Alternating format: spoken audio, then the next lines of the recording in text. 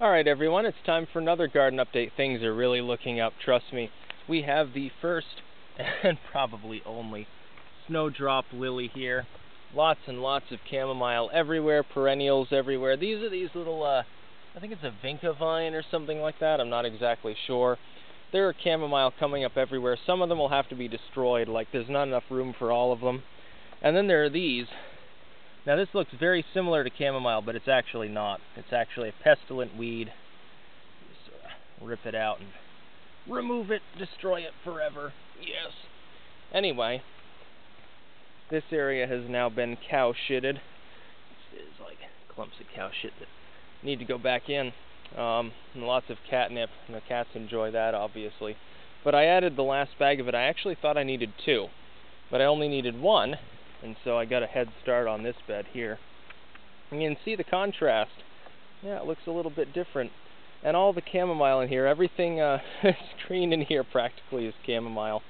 There are so many of them. I'm gonna have to transplant a bunch of them. What I'm gonna do is have a few chamomile on each corner, like at the end of the beds, because I took pictures of the seeds that I'd received, and I've got more room than I actually need for all of the seeds that I've purchased. I still have to expand this bed potentially out. I don't want to show you the mess on the lawn. It's an eyesore. I don't agree with that. Maybe I'll put another bag of cow shit in here actually. It looks a little bit more peaked than it should be. It's not as good as these other beds. Anyway though, you can see the mulching is almost done. Up to here is filled in, and if I expand that out I'll really only need 2, maybe 3 more bags. That's the maximum. And then the mulching will all be done. And you can see there's some grass peeking through the mulch. I'll take care of that. Rake it through, pile it up, destroy it. Destroy it for eternity. Thankfully, I don't think many weeds have actually come up. Usually this time of year, if you're going to get a lot of weeds, they've already come up. But I've tilled everything up and put the cow shit in. And I did a lot of that in the fall anyway to really bury those. Probably it destroyed some of that seed. So once I plow this up and I improve this bed and finish the mulching, I'm good to go. Everything's completed. That's all I need to do. It's going to be so great. And you can see there are lilies there, lilies there. There's some irises. Let's see, any leaves on here maybe? None that I'm seeing. That may have died. This one's alive. Yeah, you can see there's one little leaf there. Actually, that might be a lily. I'm not sure. One of these is an iris. And there's also this. This is one of those bushy plants. That'll grow up and be big and green and have pink on it. And that one came back too, although it doesn't look like it at first. Some of them, they take a little extra time. It's all good. And once again, I realize I'm filming this on a potato. It's so sad. Iris is in the middle of what will be just lawn. This peach tree here has survived. It's got leaves on it, which is about the greatest news ever. Another peach tree. There's horseradish everywhere in here, as you can see. That's beginning to come up. I wish this thing could focus more. See, this is the difference. Chamomile, weed. A little bit different. And also these don't smell. Well, they smell, but they don't smell like chamomile, rather. All the perennials back here, though, have come up actually now. They've all sprouted. Everything did survive other than the poppy. And that doesn't matter because I've got several of them already. I want to show you something real quick before I end this. Oh, and this, by the way, from my friend in Texas, one of the black columbines, actually. Really gothic plant, really nice. That survived the transplanting. Here are some stinging nettles. Yeah, stingy plants. Yeah. Let's touch them. Yeah, I'm more or less immune to them for some odd reason. Like, I can play around in them, I get very light itching on my hands or something. That's all it does to me. You can apparently boil these, and they're like spinach or something. I'm not sure if I want to do that. But they're everywhere, as you can see.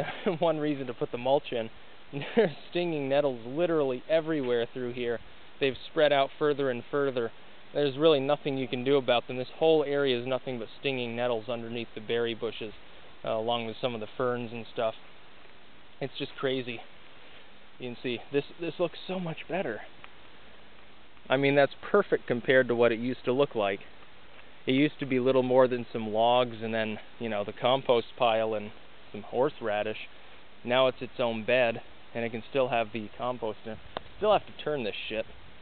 You can see the leftovers of the boiled dinner with the cabbage and carrots and shit. And that's going to have to get processed a little bit before it's good for anything. Underneath it, though, is this big-ass mound of nice soil. And then the catnip. That's about what the catnip looks like this time of year. By the middle of May, this thing will be a foot tall. Yeah, pinching off. I'll be bringing the cats some anyway, so I'm gonna harvest it. Take a few little sprigs. That's about enough for the cats. You mince it up really fine, smush it. If you crush it, it releases more of the naphthalene or whatever it's called. And then there's rhubarb everywhere. That I'm not going to be able to move that, I think, until next fall or something like that. Like the irises and lilies and stuff, I can chop them apart and move them. The rhubarb, though, that stuff's so deep-rooted, you wouldn't believe, when I first pulled it out to separate it in the first place, you wouldn't believe how thick those roots were. It was like giant tree stumps actually sitting in the soil. And over time, rhubarb has a tendency, a weird one, to burrow itself deeper into the soil. It actually works its way down. Some people put sheet iron underneath it, or like frames of iron, because it tends to gobble up all the iron in the soil anyway. They'll put that underneath the plant to keep it from actually working its way further into the soil or something like that.